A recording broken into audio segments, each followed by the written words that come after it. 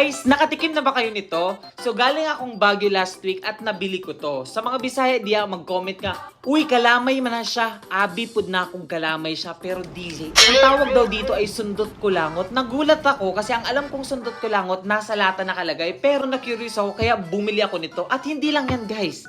Meron din silang maliit na version na mas nagulat ako kasi sobrang cute to. Actually, dalawang malilit na version yung binili ko. So ayun guys, dahil na-curious ako, itatry natin to. Let's go! So unahin natin tong malaki na version. Okay. Tinanong ko si ate, ang sabi niya, wala do expiration to. Okay. Uy, ang hirap ha. Okay. In fairness, mabango siya. Oh! Ganito lang pala laman niya, guys. Wala siyang... Akala ko madaming laman. Ganito lang pala siya, oh. Okay. Try natin siya. Kahit parang wala naman siyang laman. Okay, taste test. The moment of truth. Let's go.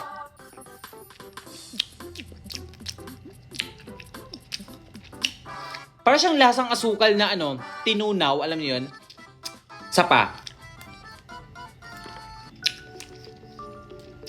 Matamis siya guys, pero yung lasa niya parang lasang brown sugar na tinunaw. Pero chewy siya ha, chewy siya. I-rate ko to ng 6/10. Okay, dito naman tayo sa maliit na version. Sobrang cute niya talaga guys. Grabe, tas ang dami niyang laman ha. Grabe yung pasensya nila nung ginagawa nila to. Kasi tignan nyo naman guys. Sobrang liliit nito oh. Tignan nyo. Ang laki diba? Tapos ito ang liliit. Tignan nyo. Grabe yung pasensya nilang gawin tong. So ayun guys, try na natin tong maliliit na version. Okay. Ah! Tignan niyo yung laman guys. Ang konti lang. Sundutin natin siya. Yan. Para lang ako naglalaro dito, oo. Okay. Ito na siya. Taste test, the moment of truth. Let's go.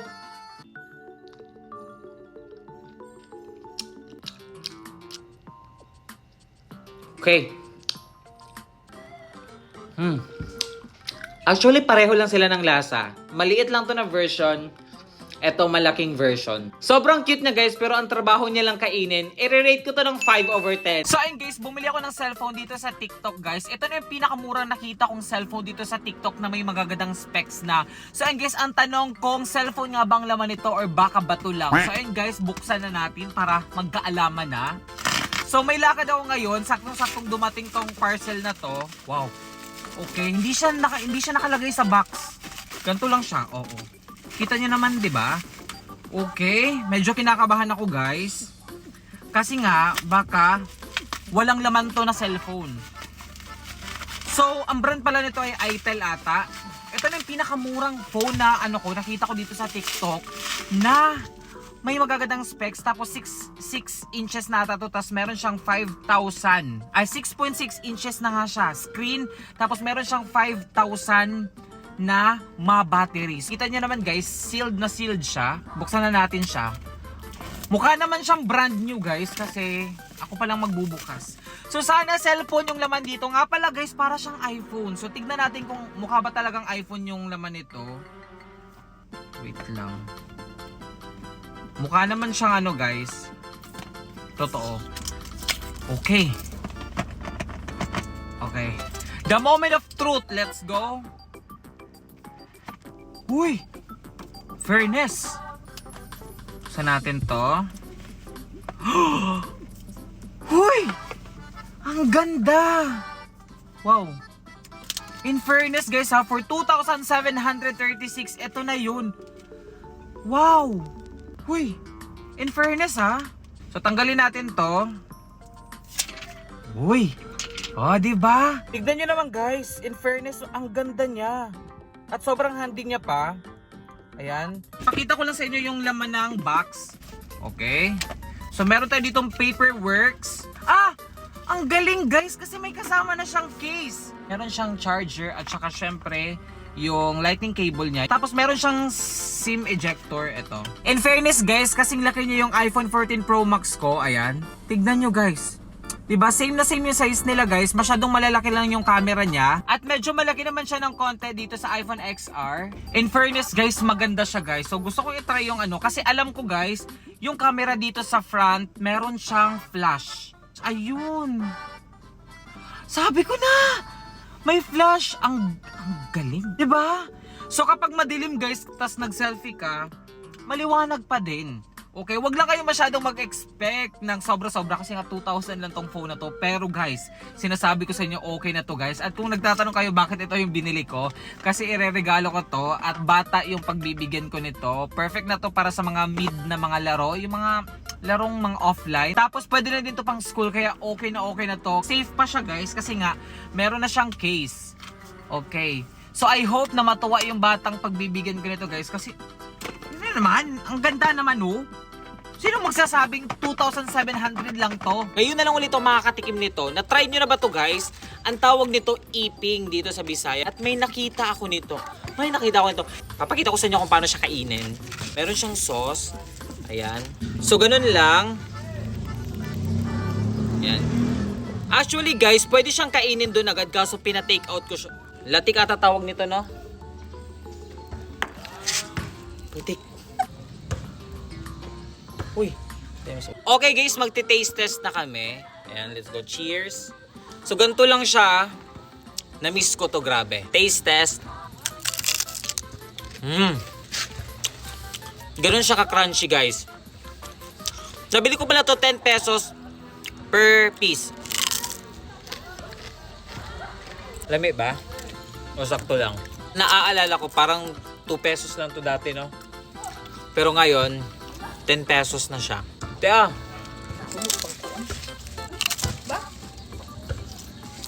Sobrang lami. Kaninang umaga ko pa to siya nabili pero sobrang crunchy pa din niya. I-rate ko to ng 10 over 10. Guys, nakatikim na ba kayo ng palaka? So itong hawak ko guys, palaka to siya. So ito guys, nalinisan na to siya, natanggalan na siya ng ulo at natanggalan na siya ng balat at lamang loob. So yun guys, nahuli to nung nakarang araw pero ngayon lang natin siya lulutuin. Lalagyan natin siya ng ng crispy fry para mas sumarap siya. Ito. So nalagyan ko na siya ng guys, pampalasa. So ipiprito ko na siya. So nagpainit na ako guys ng kawali and then lalagyan na natin siya ng oil. Yan.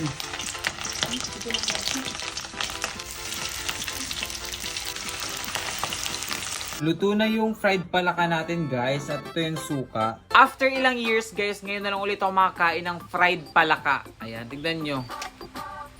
Sobrang taba. Okay, let's go.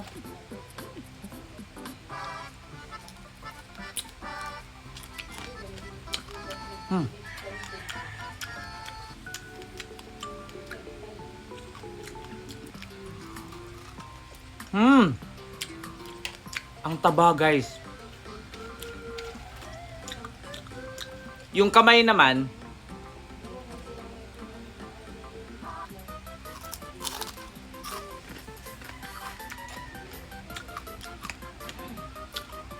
sobrang sarap. Bago kayo magsabi ng weird at bago kayo magsabi ng hindi masarap, i-try nyo muna.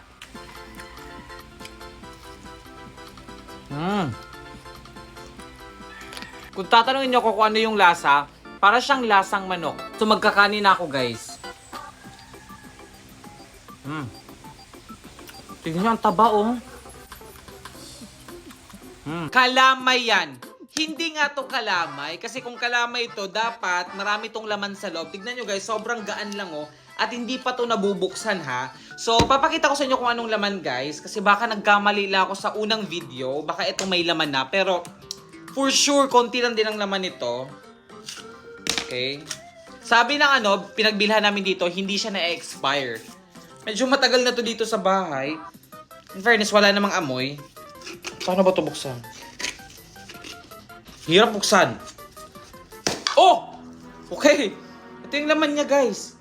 Tignan nyo. Kung kalamay ito, dapat marami siyang laman sa loob. Pero wala talaga, oh. Konti lang talaga laman niya sa loob.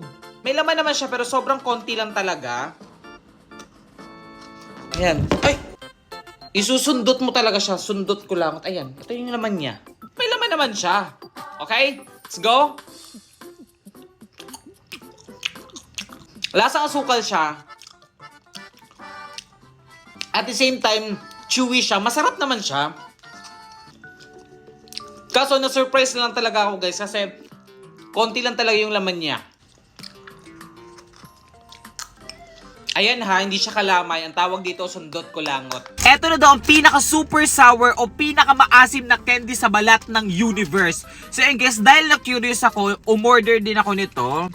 Nabili ko nga pala to ng 350 pesos for 6 pieces. Hindi ko alam guys, pero na-curious ako kung bakit nga ba siya tinawag o tinaguri ang pinakamaasim na candy sa balat ng lupa. So yun guys, itatry na natin siya. Hindi ko alam guys kung bakit sila naaasiman nito, pero para sa akin sobrang sarap ng maasim. Actually marami itong mga flavors guys, pero ito na lang yung flavor na natira. Okay, let's go! Kaya ko to.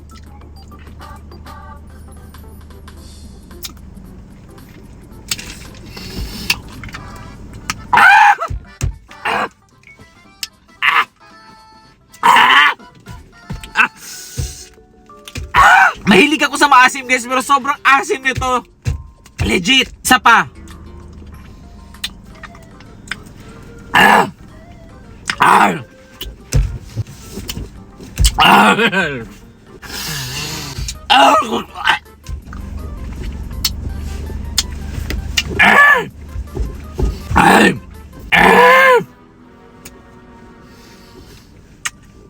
Di talaga kaya. For today's video guys, ayun, ibibigay natin itong mga regalo nito sa mga pamangkin ko. So pupunta ako ngayon sa bahay nila guys para iabot to. Dapat nung 25 pa to guys, kaso may isang order na hindi pa dumating, kaya ihahabol ko na lang. So mamaya malalaman nyo kung anong mga laman nito kasi bago ko bilhin to, tinanong ko muna sila kung ano yung gusto nila para magustuhan nila kung ano yung matanggap nilang regalo. So bago tayo pumunta guys, may nabili pala ako dito sa TikTok guys, na para siyang table. Para if ever na gusto mong kumain dito sa kotse, yun. Ito, ang ganda. Look, dito daw siya ilalagay. Oh! Tignan nyo guys. O diba? Wow! Ang ganda! Kung gusto mo kumain dito guys, pwede kang kumain dito. Ganyan lang. And then ganito lang. Sobrang ganda guys. Tignan nyo. Epic fail guys kasi biglang lumakas yung ulan. Tignan nyo. Ayan, nasa labas pa yung parking pero nakapag-take out na ako ng SB. So yun guys, set up na natin siya. Buti na lang talaga nakita ko to guys. Ito pala yung in-order ko. Isang caramel frappuccino. Tapos ang pinaka-paborito ko sa lahat guys, chicken barbecue. So ito pala yung breakfast ko kasi ngayon lang ako kakain. Itong straw na papel. Uy!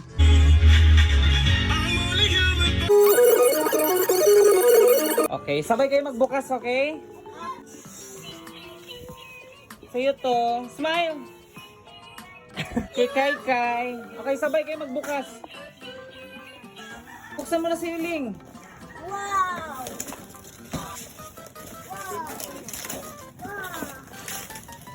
Wow! Baliktad lang yun.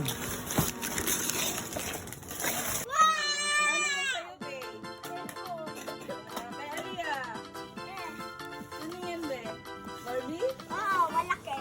Kay GC. Kailan? Ano na yan?